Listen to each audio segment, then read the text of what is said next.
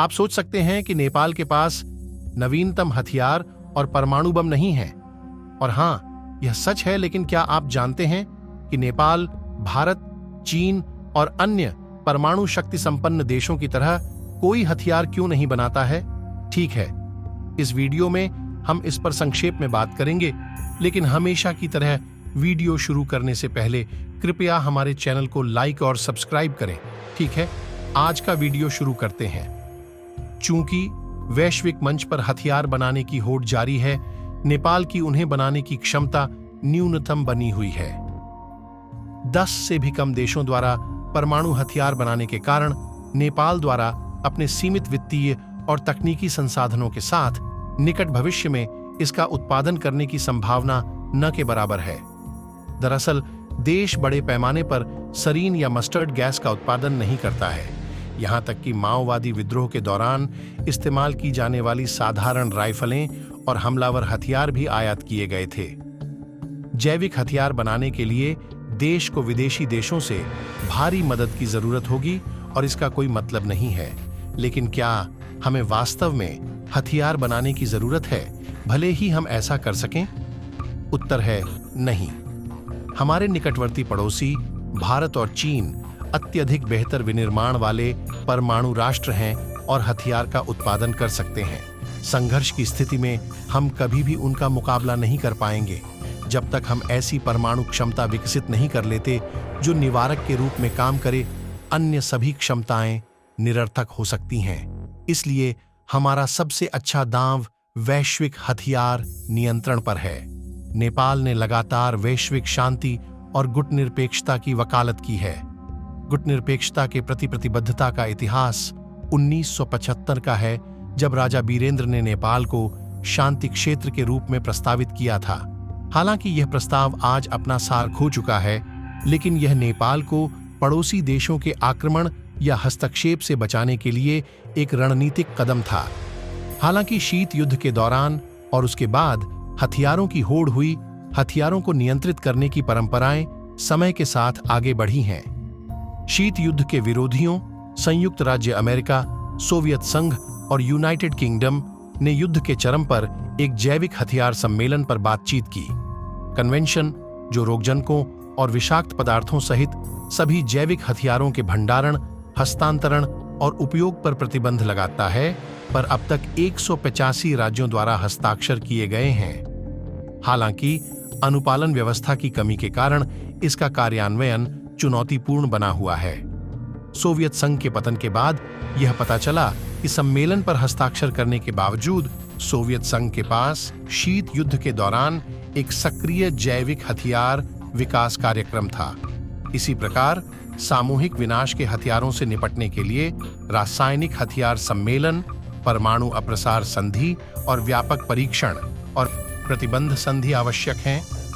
1990 के दशक में हस्ताक्षरित रासायनिक हथियार कन्वेंशन में एक बहुत बड़ी सत्यापन व्यवस्था है, जिसके तहत राज्य पार्टियों द्वारा गैर अनुपालन की निगरानी की जा सकती है।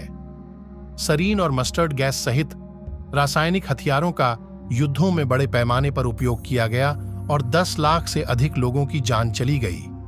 सत्यापन व्यवस्था के साथ संधि के अनुसमर्थन को वैश्विक शांति की दिशा में एक बड़ी सफलता के रूप में देखा जा सकता है। अन्य 2 संधियां अधिक महत्वपूर्ण हो सकती हैं, क्योंकि वे शक्तिशाली परमाणु बमों को सीमित करने में मदद करती हैं। जापान में उनका 2 बार उपयोग किया गया, जिसके मानव जीवन और संपत्ति के नुकसान के संबंध में विनाशकारी परिणाम हुए। कई देशों के पास परमाणु हथियार नहीं है, लेकिन अमेरिका और रूस के पास है। हालांकि शीत युद्ध की समाप्ति के साथ उनकी संख्या में काफी कमी आई है और अधिकांश परमाणु हथियार कटौती संधियों में ये दोनों देश शामिल हैं। मिसाइलों, बारूदी सुरंगों और क्लस्टर हथियारों जैसे अन्य गोला बारूद को नियंत्रित करने के संबंध में लगातार वैश्विक चर्चा और बातचीत मौजूद है। इन सभी वार्ताओं और सम्मेलनों के बीच हथियार नियंत्रण में नेपाल की भूमिका न्यूनतम रही है। शीत युद्ध के दौरान वैश्विक दक्षिण को आम तौर पर अप्रासंगिक माना जाता था और इन वार्ताओं से अलग कर दिया जाता था। अविकसित देशों ने या तो दोनों गठबंधनों में से एक का समर्थन किया या तटस्थ रहे। द्वितीय विश्व युद्ध के बाद वैश्विक अर्थव्यवस्था तेजी से अन्योन्याश्रित हो गई और व्यापारिक राज्य दलों के बीच संघर्ष संबंधित पक्षों के लिए हानिकारक था। इसके कारण और शीत युद्ध की समाप्ति के कारण हथियारों की दौड़ कुछ हद तक धीमी हो गई थी। यूक्रेन में युद्ध छिड़ा हुआ है जो इस सामान्य नियम को तोड़ रहा है और शांतिपूर्ण वैश्विक व्यवस्था को नकारात्मक रूप से प्रभावित कर रहा है। हथियार नियंत्रण से नेपाल को होने वाले लाभ और बड़े राज्यों द्वारा कम की गई जुझारूपन के कारण हथियार नियंत्रण में भाग लेना प्रासंगिक हो गया है।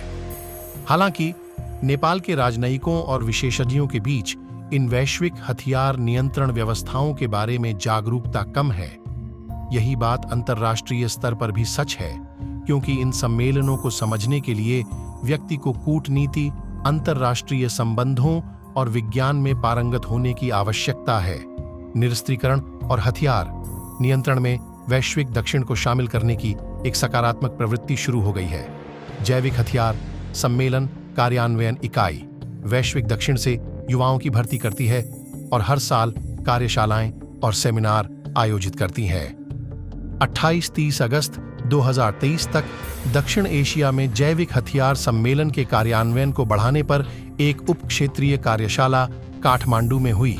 इसमें नेपाल, मालदीव, श्रीलंका, विश्व स्वास्थ्य संगठन और खाद्य एवं कृषि संगठन के 30 विशेषज्ञ शामिल हुए।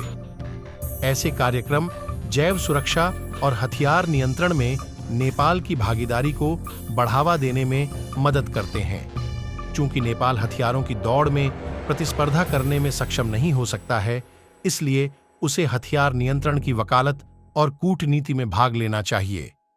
इसे हासिल करने के लिए वैज्ञानिकों को प्रशिक्षण देना और शांति और हथियार नियंत्रण की वकालत के लिए अंतर्राष्ट्रीय स्तर पर राजनयिकों को तैनात करना आवश्यक है। इन प्रयासों में भाग लेने के लिए कम प्रतिनिधित्व वाले युवाओं और महिलाओं को अवसर प्रदान करना भी महत्वपूर्ण है। युवाओं की आवाज सुनी जानी चाहिए, क्योंकि वे वर्तमान में वैश्विक दक्षिण में एक महत्वपूर्ण जनसांख्यिकीय हैं।